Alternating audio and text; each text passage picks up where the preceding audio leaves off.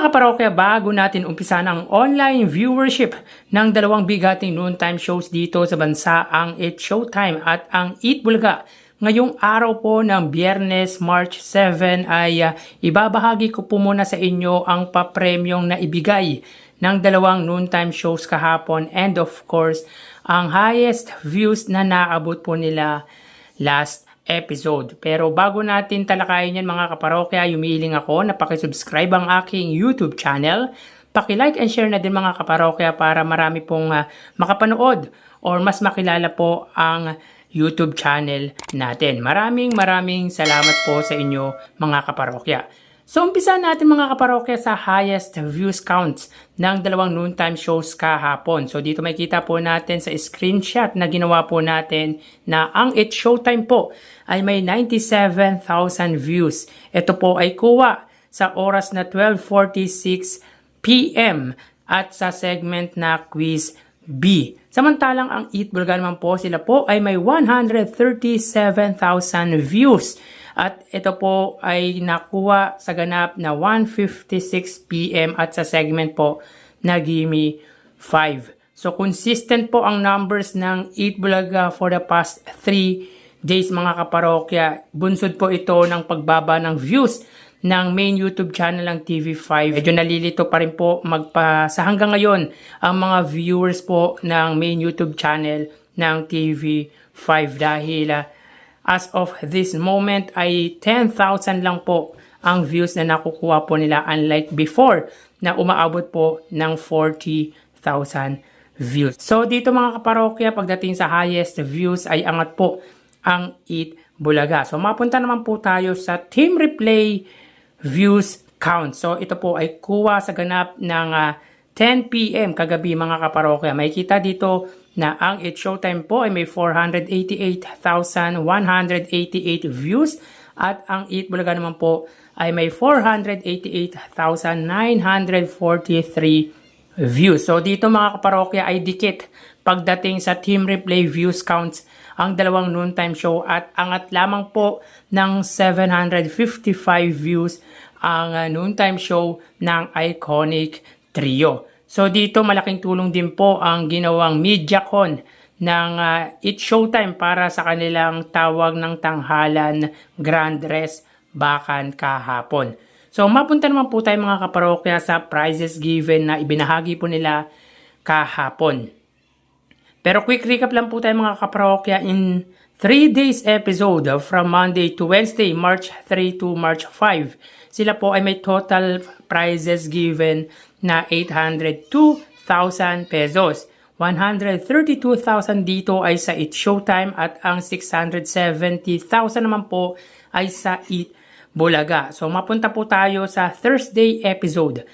So dito makikita po natin mga kaparokya na ang It's Showtime po ay may 34,000 pesos prize given. Samantalang ang Eat Bulaga naman po ay may 195,000 pesos. So dito sa 34,000 na ibinahagi po ng It's Showtime, 10,000 po dito ay sa Ansabi segment, 14,000 sa Quiz B, 5,000 sa Sinoy Moto, at 5,000 sa Hide and Sing. Samantalang sa Eat Bulaga naman po, 5,000 sa Pera Fee segment, 30,000 sa Forinoy, 80,000 sa Sugod Bahay, 65,000 sa Gimme 5, at 15,000 naman po. So meron po silang combined prizes na 229,000 pesos. Meaning, in 4 days episode, from Monday to Thursday, sila po ay merong pinagsamang papremyo na 1,031,000 pesos. So, ang 166,000 po dito ay sa It's Showtime at ang 865,000 naman po ay sa Eat Bulaga. So, dito kitang-kita kung sino ang angat pagdating sa pamimigay ng papremyo. At yan nga po ay ang noontime show ng Tito Vic and Joey. Again mga kaparokya, maliit man po ang ibinahagi ng papremyo ng It's Showtime.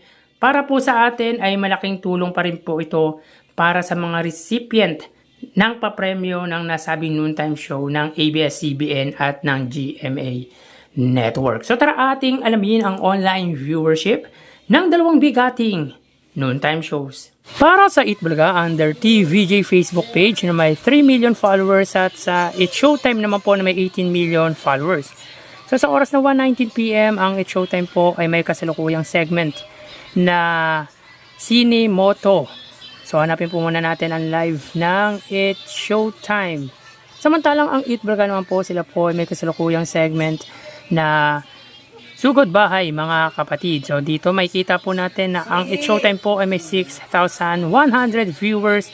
Samantalang ang Eat Bulaga naman po ay may 3,700 live viewers. So again, sa oras na 1:20 PM, ang It's Showtime po ay may 6,100 viewers at ang Eat Bulaga naman po ay may 3,700 live viewers. So mapunta naman po tayo sa TV Network YouTube channel ng dalawang noontime shows. Unahin po natin ang It's Showtime under GMA Network YouTube channel na may kasalukuyang subscribers na 38 million. Samantalang sa Eat Bulaga naman po under TV5 Philippines na may kasalukuyang subscribers na 2.31 million subscribers.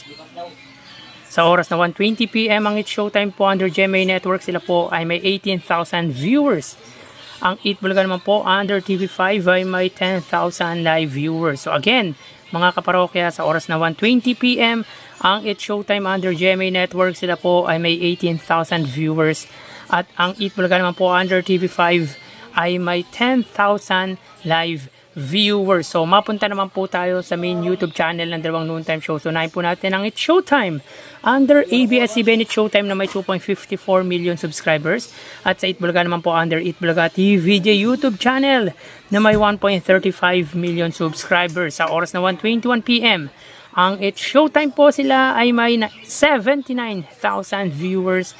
At ang Eat Bulaga naman po ay may 116,000 live viewers. So ulitin po natin, sa oras na 1:21 PM, ang It's Showtime po ay may 79,000 viewers at ang Eat Bulaga naman po ay may 116,000 live viewers. So ang segment ng It's Showtime ay Sine Moto at ang Eat Bulaga naman po ay Sugod Bahay mga kapatid. So bali ang total na nakuha ng dalawang noontime shows ay ang total na nakuha po ng It's Showtime ay 104,000 viewers at ang Eat Bulaga naman po ay 129,000 live viewers. So ulitin po natin, ang It's Showtime ay may 104,000 viewers at ang Eat Bulaga naman po ay may 129,000 total live viewers. Yan po lumalabas sa kanilang online viewership as of 1:23 PM. So mamaya ho, magbabalik pa po tayo sa ikalawang bahagi ng ating online views update ng dalawang noontime shows. Magpapaalam po muna pansamantala mga kaparokya, magsiingat po tayo. Thank you and God bless.